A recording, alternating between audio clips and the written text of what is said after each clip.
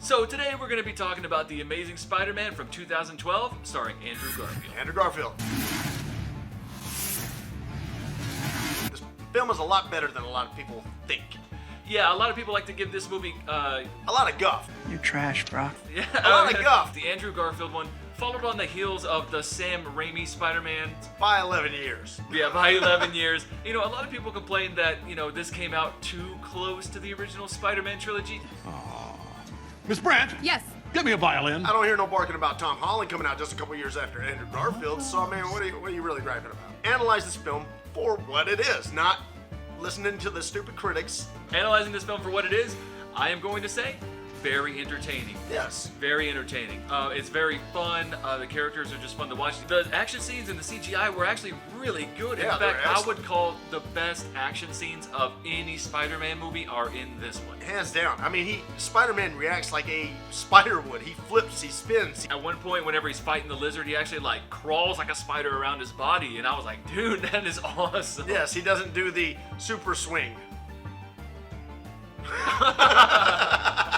You all know what I'm talking about. You all know what I'm talking about. So, basic plot of this movie is, we've got Peter Parker, the whole Uncle Ben thing happens. He gets bitten by a freaking spider. Radioactive spider. Radioactive spider. We all know the Spider-Man story. The main difference this time around is that we're actually dealing with the lizard. Yes. Dr. Connor starts developing technology where he can do genetics research and actually splice lizard DNA with humans, and they can heal because he's missing his arm. And he's also thinking about humanity in general, Yeah. that it can heal diseases, it can do a lot for people. That's kind of where his motives come from. And that's what makes him such a strong villain in this one, because he's got a good motive. Yes, he's a believer, and believers are always dangerous. I can save them. I can cure them.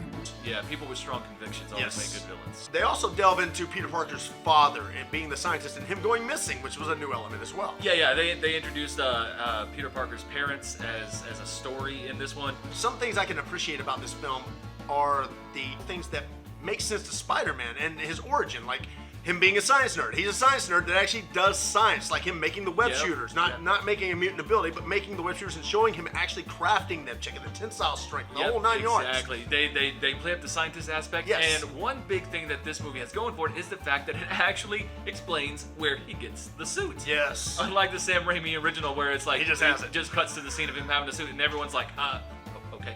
He wasn't the best Peter Parker. I agree with that. He didn't really come off as the nerd. Yeah, he did kind of take this sort of cool guy approach to it, which actually was, after seeing Tobey Maguire's Spider-Man, it was kind of interesting to see this different take. It's not good, better, it's not worse, it's just Andrew Garfield Spider-Man. It's a detriment to the actual Spider-Man story, but it works in this movie. This film actually explains a lot more of Spider-Man becoming a good guy rather than just being one. Not just Uncle Ben dying and going, be good, oh. Poor Peter Parker. No uncle.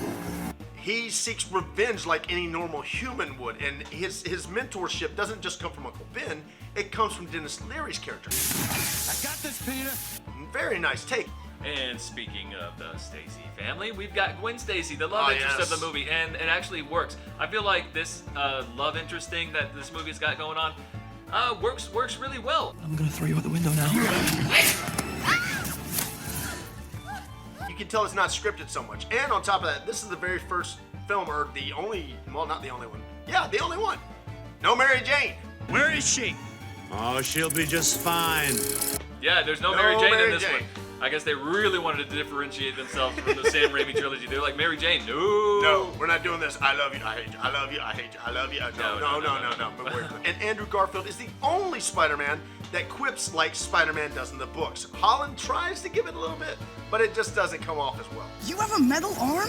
That is awesome. What the hell is that? Yeah, Andrew Garfield Spider-Man, I would actually call him the most entertaining Spider-Man. I agree with Jeremy, he's definitely the most entertaining version of Spider-Man. Yeah, there's some qualms here and there. The Uncle Ben death scene. Yeah, the Uncle Ben death scene, it feels like they just wanted to get the death scene out of the way. And Like the director and the writer, they were like, yeah, everyone knows Uncle Ben dies, let's just shoot him and get on with the movie. And that's exactly how it feels. They were like, we're not even going to spend that money on the extras around him. Yeah, they didn't even spend money. There's no one around when he dies except for Peter. God. For me personally, this film was, it was just, I keep going back, it's a lot better than most people think or remember, or I don't even know. Just, they need to go back and watch it and really take it for what it is. because for me, this movie is a good, solid 3 rewinds. It's a good 3 rewinds. No questions asked. It's a good, solid film. So, yeah. Yeah, like Jeremy said, this movie is nice and solid.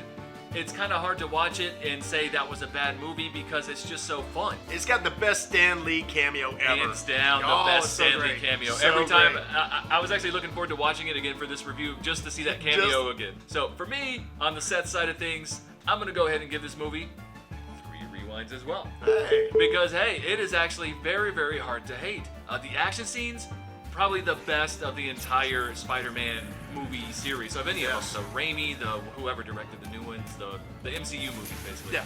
So yeah, that's it for me. 3 rewinds. Check it out. Why not?